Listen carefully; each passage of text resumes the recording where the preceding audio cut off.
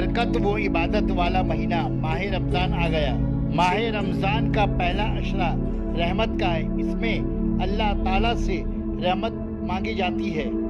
मसाजिद इबादत गुजारों से भरी नज़र आती है। हर शख्स अल्लाह के सामने इबादत करता नज़र आता है।